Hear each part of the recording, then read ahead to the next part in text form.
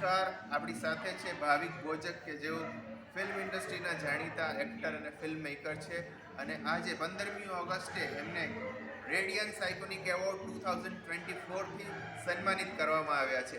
કેવું લાગે છે ભાવિકભાઈ? એક કલાકાર આમ તો એવોર્ડની પણ રિવોર્ડનો હકદાર હોય છે, બરાબર, પણ એક એવોર્ડ એનું એક સન્માન છે જે ચાર લોકોની વચ્ચે એનું સન્માન થતું હોય છે, એની એક મજા અલગ છે.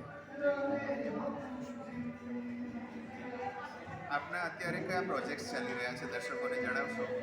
જો પ્રોજેક્ટ્સમાં તો આ વર્ષે મારી બે ફિલ્મો રિલીઝ થઈ હતી. માર્ચમાં આવી પૌનમ કરીને જે મેં લખી હતી મારા પોતાનો એના પછી હમણાં 24 મે રિલીઝ થઈ આંગણવાડી, એ પણ બહુ સરસ એક સબ્જેક્ટ પર ફિલ્મ મેં કરી.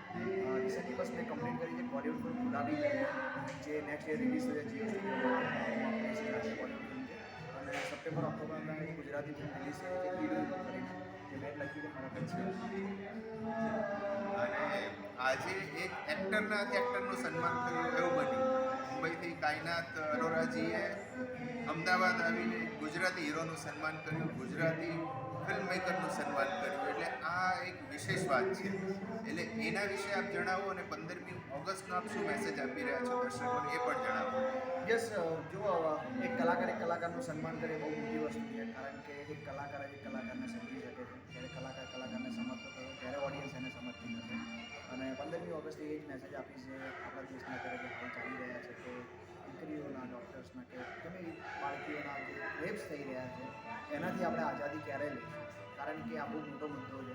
કારણ કે આના માટે જલ્દી લોકો ઊભા પણ નથી જતા, કેમ કે એક શરમજનક વાત છે, બરાબર. તો હું એક માનીશ કે આપણા દેશમાં દીકરીઓ પહેલાં સેફ થાય, બરાબર, રેપ્સની જે ખરાબ ઘટનાઓ થઈ એ બંધ થાય, આપણો દેશ તરક્કીની ઓર આગળ જાય. અને હોપ કે 2047 સુધી આપણા પ્રધાનમંત્રીએ જે લક્ષ્ય બનાવ્યું 2047 સુધીમાં આપણો દેશ વર્લ્ડના નંબર 1 ઉપર હોય, ઇન્ડિયા નંબર 1 તો પહોંચી ચૂક્યા. આપણી આ એજ્યુકેશન દરેક વસ્તુમાં આપણે નંબર 1 ઉપર હોઈએ, મોખરે હોઈએ.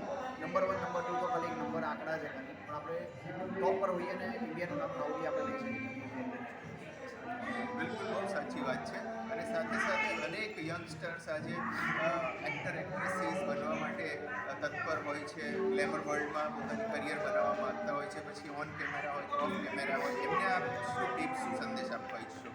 બસ એમને એ જ કહીશ કે જો તમને લાગે છે કે એક્ટર બનવું બહુ ઇઝી છે, પણ એવું નથી. હું માનું છું ત્યાં સુધી હું બધા એન્જિનિયર પણ આઈ થિંક એન્જિનિયર ડૉક્ટર બનવું બહુ ઇઝી છે, પણ કલાકાર બનવું બહુ અઘરું છે.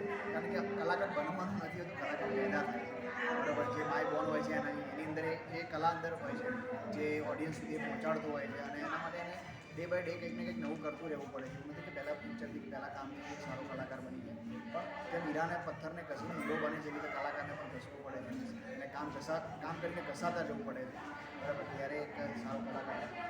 હા, બિલકુલ ઘસાવવું પડે છે અને ચમકતા હોઈએ જો તરાશા જાતા है, બાકી તો ऊपर वाले ने सबको हीरा बनाया है, मगर चमकता होइए जो तराशा जाता है.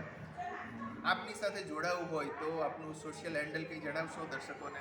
યસ, સિમ્પલી જોડાઈ શકો છો. ખાલી તમે ગૂગલ પર ભાવિક ભોજક લખશો એટલે મારી ઇન્સ્ટાગ્રામ, મારી યુટ્યુબ પ્લસ મારી ફેસબુક બધી જ આઈડીસ ત્યાં તમને મળી જશે. અને બધી આઈડી મારી વેરીફાઈડ છે ફેસબુક અને ઇન્સ્ટાગ્રામ થ્રુ, વેરી નાઇસ. તો તમને ઇઝી રહેશે. અને મારા ફિલ્મના અપકમિંગ પ્રોજેક્ટના ડિટેલ ટીઝર પણ તમને યુટ્યુબ પર જોવા મળી જશે.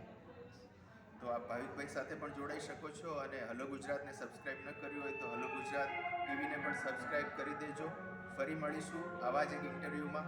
ખૂબ આભાર ભાવિકભાઈ. Thank you so much. તમે લોકો પણ હેલો ગુજરાતને જોતા રહો, નિહાળતા રહો. ચેનલને લાઇક, શેર અને સબસ્ક્રાઈબ કરો. Thank you.